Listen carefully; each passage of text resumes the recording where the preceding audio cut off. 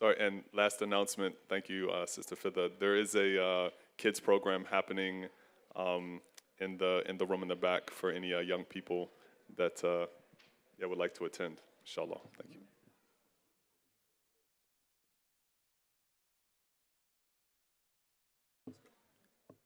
أعوذ بالله من الشيطان الرجيم بسم الله الرحمن الرحيم الحمد لله رب العالمين والصلاة والسلام على أشرف الأنبياء والمرسلين سيدنا ومولانا أبي القاسم المصطفى محمد.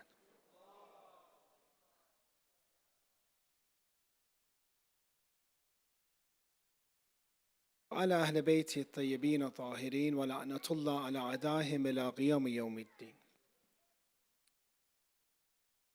When we look at the blessed life of Imam Askari alayhi salam, we see a time period where the Imam is madloom, oppressed, either born or raised in Sambarra, a city that the oppressors, the government at the time, would watch over the Imam.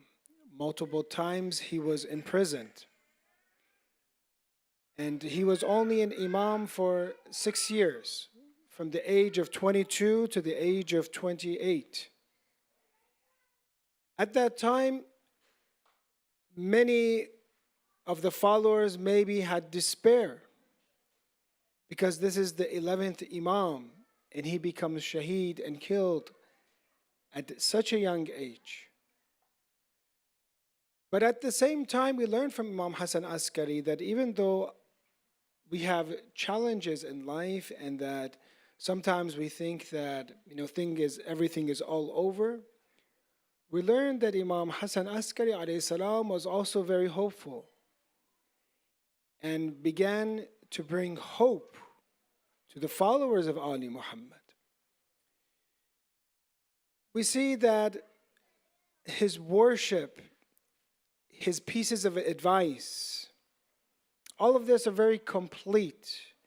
If you look at some of his letters, and if we have time tonight, we'll mention one of the letters to one of the jurists, Ibn Babawayh. That is, he mentions that he is our sheikh, our mu'tamid, our trust, our faqih, our jurist. And how complete Imam Hasan Askari alayhi salam advises the followers of Ali Muhammad, telling them to be good together, for example, to command the good, and to be careful of your salat and zakat. You see how complete the instructions of the Imam is. You see the worship of Imam Hasan Askari alayhi salam. In certain situations, they would observe the khadim and servants of the Imam would observe him, would go to sleep and wake up and see that the Imam is still worshiping Allah during the night. Go to sleep again and wake up and see again Imam Hasan al-Askari alayhi salam is worshiping Allah. Sometimes people ask me and say, this salat that we do is so difficult. Getting wudu, for example, getting ghusl, for example, a shower, doing our salat all the time, it is so difficult. My answer is that we have not fallen in love with Allah. Because if you fall in love with Allah, you like to continue that action. You like that conversation. Sometimes you want to watch something, you wait, watch the entire night. You binge watch the entire night till Fajr time, for example, but you're not tired because you want to watch that series. You want to watch that, what is on TV. But how come when it comes to salat and worship, we're always tired? It's too difficult. They say sometimes, do I have to do this, for example, wudu? Do I have to do this ghusl? Do I have to, make all these preparations for salah? Well, the reason is because our heart is somewhere else. Because if I tell you, for example, let's do something, let's go somewhere where you like, right now, yes. Even if I'm tired, I say yes, right now. I'm telling this to myself. But the difference with the imams and us is that the imams, their love and the entire attraction that they had was with Allah subhanahu wa ta'ala. So for them, this is the most important thing. For them, this is the most enjoyable thing, to worship Allah, to serve Him. So therefore, their worship was different than our worship. And we have to learn from the imams. But brothers and sisters, tonight I want to talk about two attributes of the life of Imam Hasan Askari alayhi salam. That is the time of patience, the time of resilience, but also the time of hope. Today we face the same thing, the same challenge. That as we watch and we read the news and we see what is going on, so many messages I get, so many different conversations that I have, that what can we do now? What are we supposed to do? Should we even watch the news? Should we not watch it? I cannot bear it anymore. We're also relate to that time period of the Imam, where the Imam was under watch, imprisoned, and at a time where they would say sometimes to the followers to not even point to us. Do not even point to us, because if you point to us, they will get you. They'll come after you. And the meetings that the followers of Ali Muhammad had, many of them were very short, if they could even meet the Imam.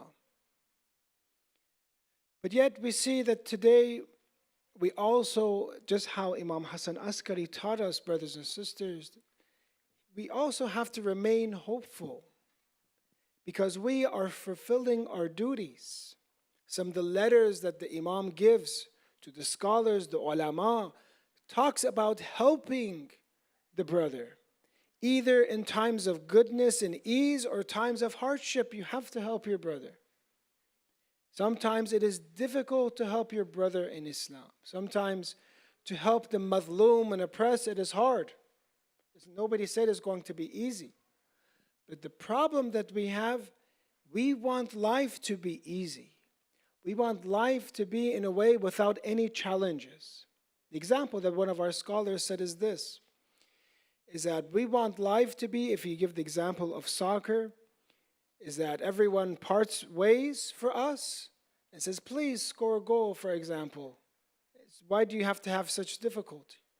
But you see that those players that train and they are accepting, for example, in the heat they're playing sports, or they're, for example, risking maybe a sprained ankle, a broken ankle or something.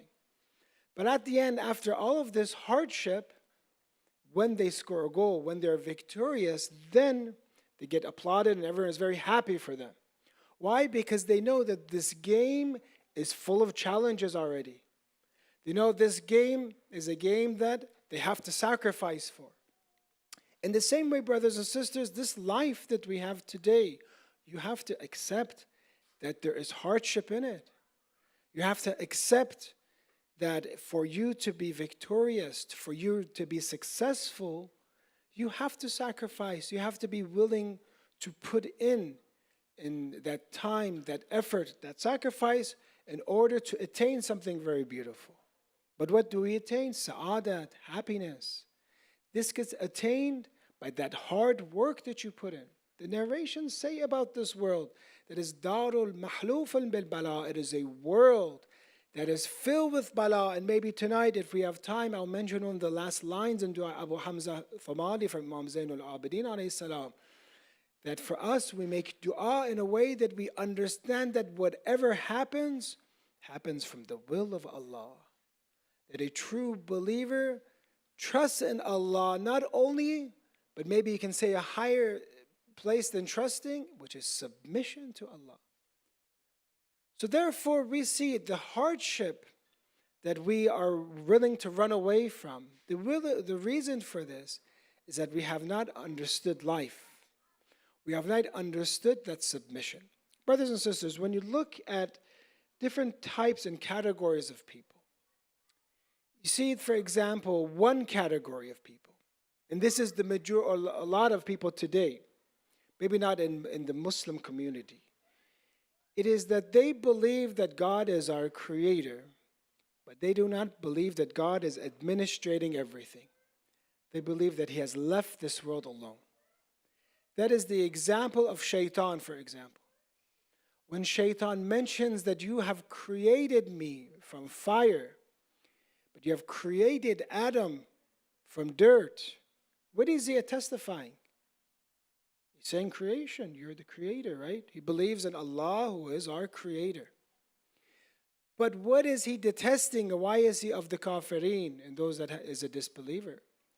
because he is disbelieving in the rububiyyat and lordship of Allah. Is disbelieving that I have to submit to God. So this is the first category. They accept God, but they do not want to believe in a God who is administrating and commanding everything.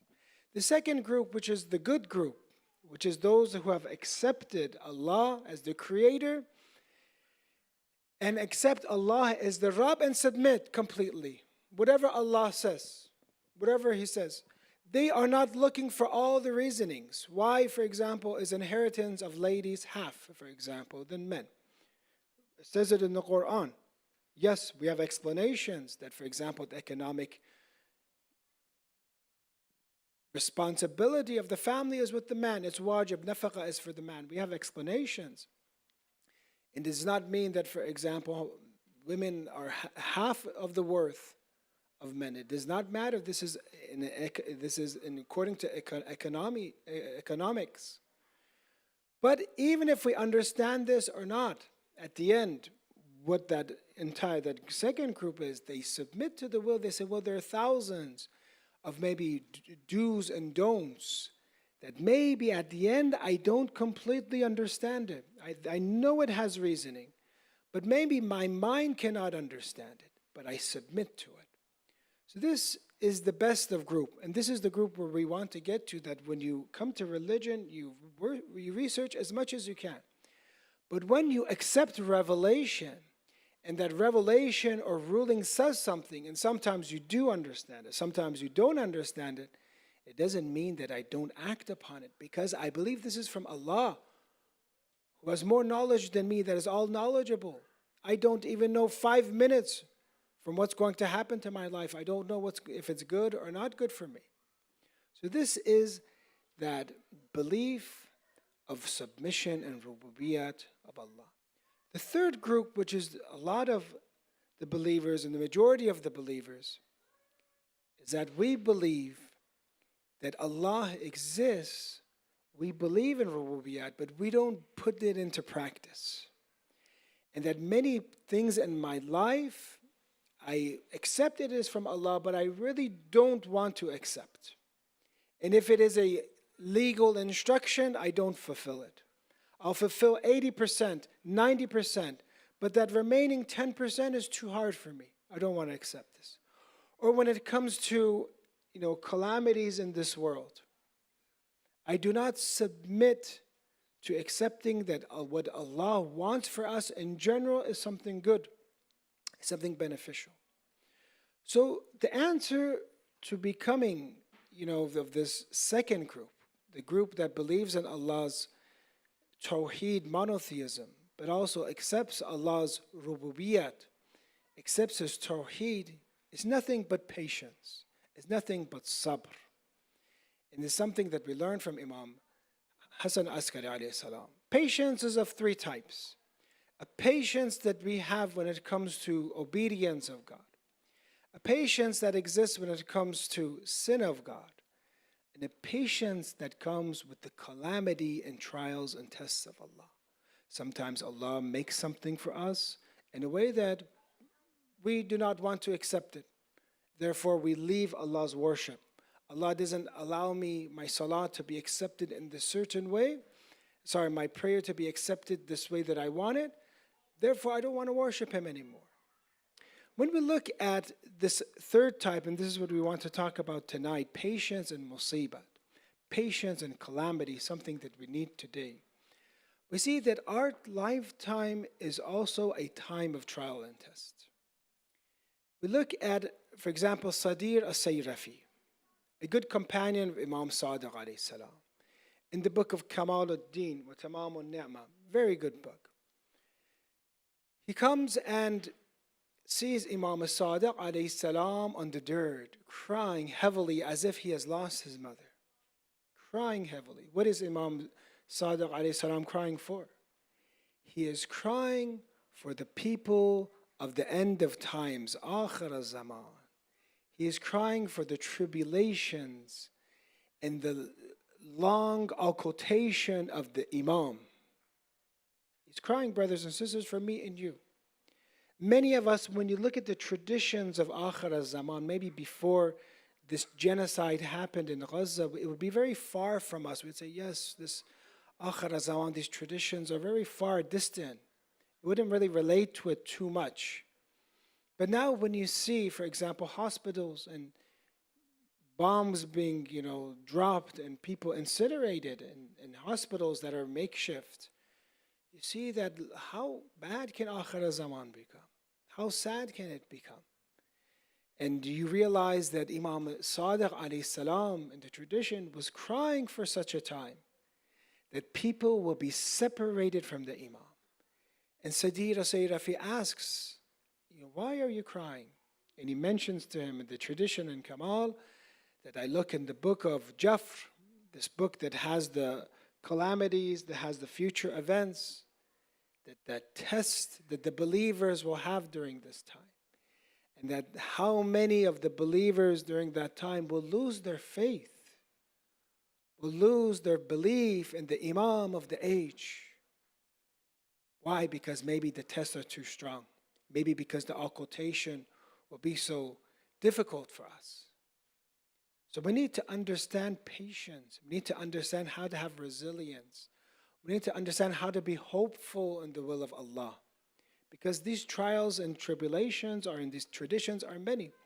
Last week I shared a tradition that at the end of times, bala and calamity will happen in such a way that people that are remaining, people that are possibly healthy, wish day and night that God gives them death, that they are not alive while this bala and calamity is happening to them. Some of the Sunni traditions have that people will sail out to the sea because they do not want to be associated with what is happening on the land, for example. So what is somebody supposed to do during such a difficult time? How can a person prepare for themselves for Akhir Zaman? We see that this attribute that we talked about, patience, stems from where? How can you have patience? Patience comes from your belief in God. The stronger your belief in God is, the more patience you'll have. Patience comes from knowing this world, knowing the purpose of life. Patience comes from understanding, just like I gave that example of that soccer player that knows that there will be difficulty in playing, there will be heat, there could be injury, there will be hardship, but he knows this is the rules of the game, this is how the game is. You have to know this is our game and challenge, is that we are created in this life to be tested. We've been created to do what is right. Look at one of the important letters of Imam Hasan Al-Askari alayhi salam to Ibn Babui. Ibn Babui was a great scholar that actually the Imam says to him, Sheikh, Mu'tamid, for example, and says to him, Faqih, 3 great attributes. He wanted a child at the age of 50. He didn't have a son. He had one of the representatives or one of the friends of the Imam, I believe it was Hussein ibn Ruh, request the Imam. The Imam wrote back to him and informed him actually that soon that you will have a child soon and he will benefit Islam. From the du'as of Imam Mahdi was born Shaykh Saduq, Ibn Bawi's father. In this book that we have, Kamaluddin, some ulama say the fact that this Shaykh is born 1400 years ago, this is from the du'as of Imam Mahdi. Please recite salawat ala Muhammad wa ala Muhammad.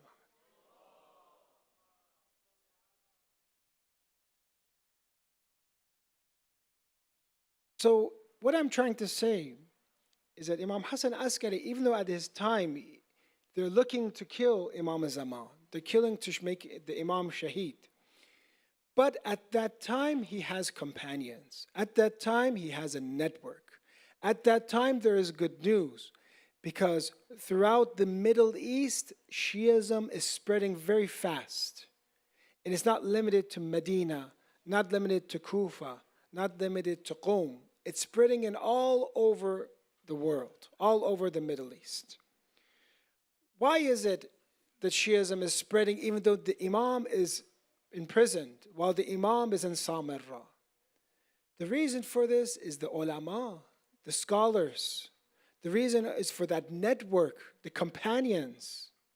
Brothers and sisters, what we can learn from this is that during times of despair, during times of tragedy, we have to rely on the companions and the scholars from Ali Muhammad. Please recite Salawat ala Muhammad.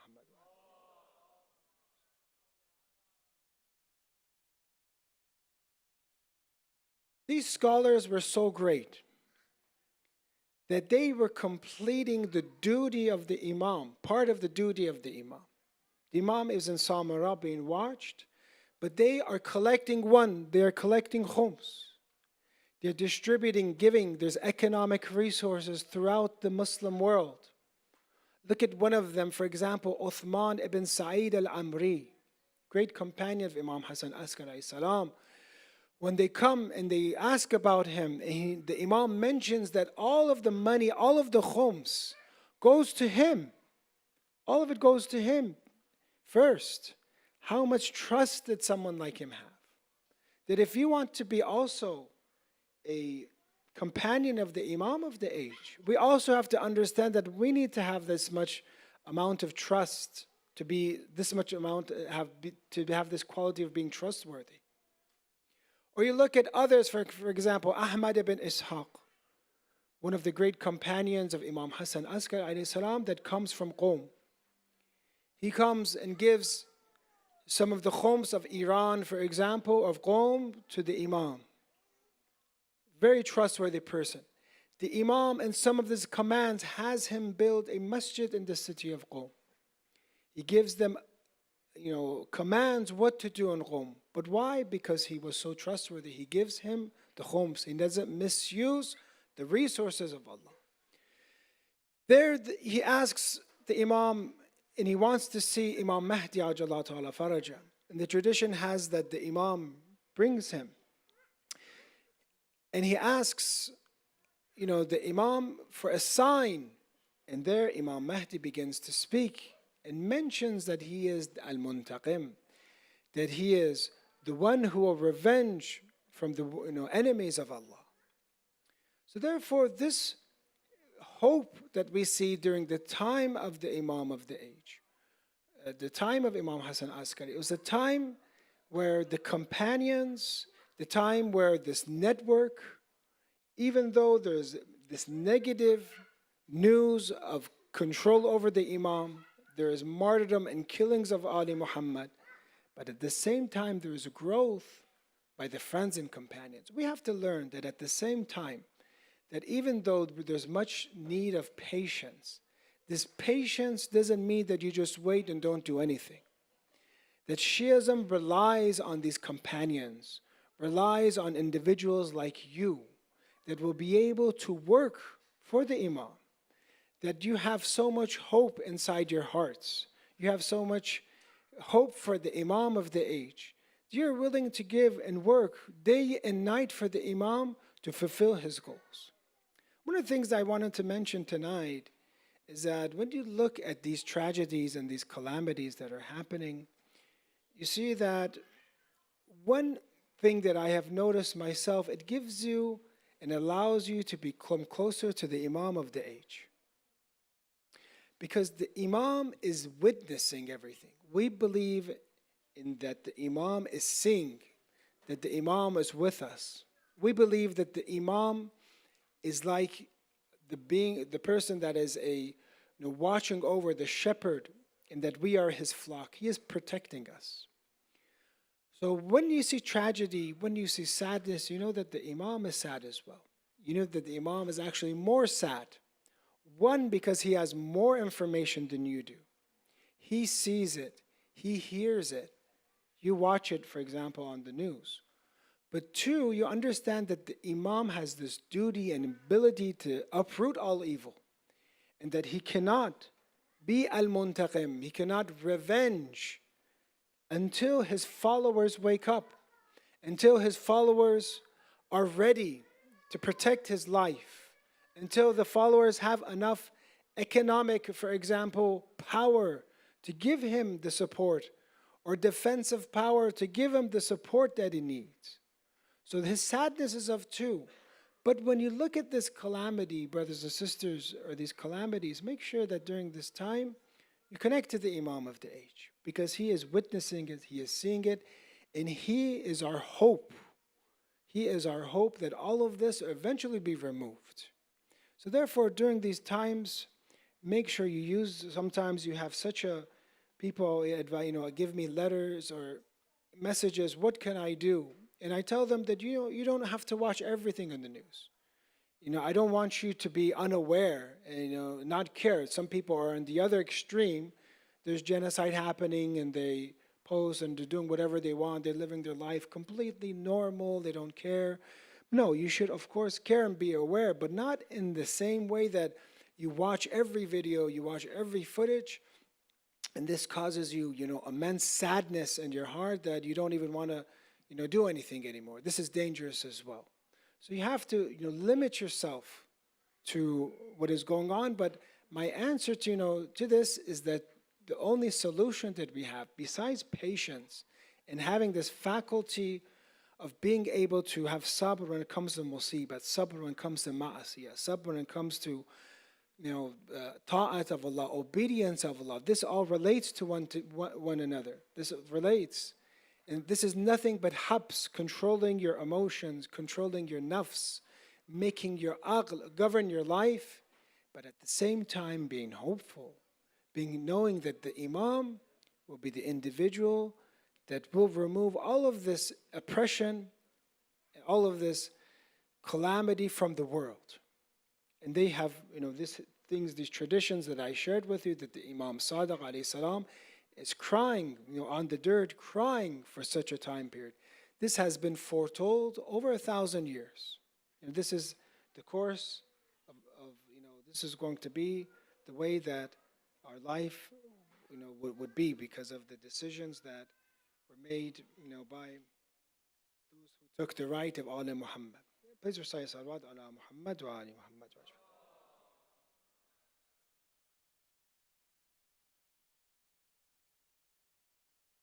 The dua from Imam Zain al-Abidin, that we learn patience and submission, is that one of the last lines of Dua Abu Hamza. Allahumma inni as'aluka imanan tubashiru bihi qalbi. That, oh Allah, I pray you for faith that is alive, that is always with me. Sometimes a person can have iman that is dead, faith that is not alive. So he's asking that I want a iman that is always with me, covers my heart. Wherever I go, that iman goes. It's very alive. When a person's iman is alive, you see it through their actions. They're always looking for worship. They're always looking to help people. They're always having, enjoying life and spirituality. وَيَقِينًا تُو صَادِقًا حَتَّى أَعْلَمُ أَنَّهُ لَنْ يُصِيبَنِي إِلَّا مَا كَتَبْتَ لِي. Two, give me a yaqeen, give me certainty, an honest certainty, so that I will believe that nothing will inflict me save that about which you have already known, save that which you have written for me. مَا كَتَبْتَ لِي. From this second part, we understand that we want to have such a yaqeen that we completely believe that whatever is happening in this world, it is Allah who is allowing it. When Allah is allowing it, and I'm not talking about that part that is from free will, from the evildoers, but at the end, this is Allah's universe. This is Allah's world. And every time He gives us some hardship, there's khair in it, there's good in it. Maybe necessarily we don't know what it is, but we know that it is from Allah. So give me such a yaqeen that I know that whatever is happening in this world doesn't happen by chance. Doesn't happen just by statistics, for example. It is happening for a purpose. It is happening by Allah's allowance. Allah is allowing for it. He has power to remove it. He has knowledge of what is happening, around the world that has hikmah. And He has mercy that is more merciful than fathers and mothers to their children. So this second part that we understand that we need to increase our sabr, patience, and we need to increase our hope, is that once you believe that the entire world is being controlled from by Allah, you will perform your duties as what it is. If Allah tells you to help the madloom and oppressed, you will help. If Allah, for example, tells you to help your brothers and sisters, even if there's hardship in it, you will help them. But you are understanding that your faith and hope is not with what is in your own hands. It is what Allah has. Because if your faith is in what is in His own hands, what we have is nothing but weakness. One of the people came to one of our scholars and mentioned that what happens when people become old. He said to them, when people become old, he said, one person said, for example, they get removed from everything.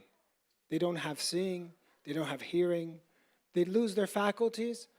They keep one thing, which is, he was, as a joke, said that they keep the cough. Everything else they lose, but they keep the cough. And this person said, actually, when Allah removes everything, there's actually great purpose in this when somebody becomes old. It says that the reasoning for this is that they realize that they are nothing and that Allah is everything. They said this to one of our great scholars, and he says, exactly this is the great point. This is complete what you said. That when Allah takes away blessings from the old person, individual, He has blessed with a long life. Now He's taking away from them their strength, their eyesight, their hearing. He's showing to them when He wants to return to Allah that you are nothing. I am everything. You are faqir. You have absolutely nothing, but I am a ghani. I am self-sufficient. And that you have to return to me because I am the eternal refuge. That you need me for you to be alive. You need me for every millisecond. Even for you now, every time an old person stands up, when they're old just from bed, they need to say, Ya Allah, ask help from Allah just to be able to stand up. But that is the essence of ubudiyat. That is the essence of submission. That's the essence of realizing that we are faqir, we have nothing. That our only hope is with Allah's hands. So when Allah commands us and tells us, for example, to help the oppressed, to help people when it's difficult for you to help, we understand that we don't have anything by ourselves. We are just fulfilling our duty. We are just an abd. Now, maybe we are successful in it, maybe we're not successful in it. But I have to complete my duty. The conclusion, what will happen, the result is up to Allah. And whatever Allah decides is khair for the entire world. Remember, He has designed and created this universe to be a place of test and trial and completion, and is making all of us reach our hadd tamam, reach our complete perfection. So therefore, we understand from this second part of the dua for Imam Zain al-Abidin that may Allah inshallah increase our iman, may Allah inshallah increase our yaqeen in a way that I know that nothing can afflict me besides Allah. And that Allah is protecting us, Allah is watching over us, and whenever we are commanded to do good in this world, that Allah will help us. So therefore, we need to have tawakkul of Allah, we need to have submission of Him, and that the final result will be in His hands, inshallah. Victory will be with Allah, inshallah. We ask Allah, inshallah, I ask Allah to grant you all us our hawa'ij because of Imam Hasan Al-Askari alayhi salam, to make us, inshallah, of those who have patience during difficult times, to have hope during much needed times, inshallah, to allow us to converse with the Imam of the age, to talk to him during such times. Remember that Allah is with the broken heart. It's a good time to connect to Imam of Zaman and to pray for his faraj and to make us of those loyal companions of his who are every day helping for his, inshallah, re-emergence. Please recite salawat ala Muhammad wa ali Muhammad.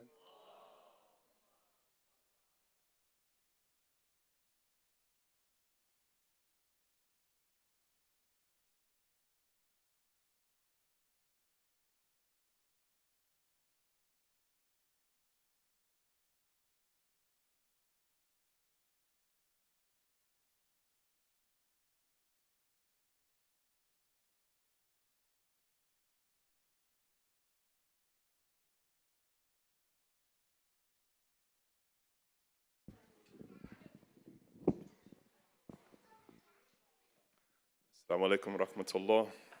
Inshallah, let's please all stand and as we recite Dua al-Faraj together, inshallah.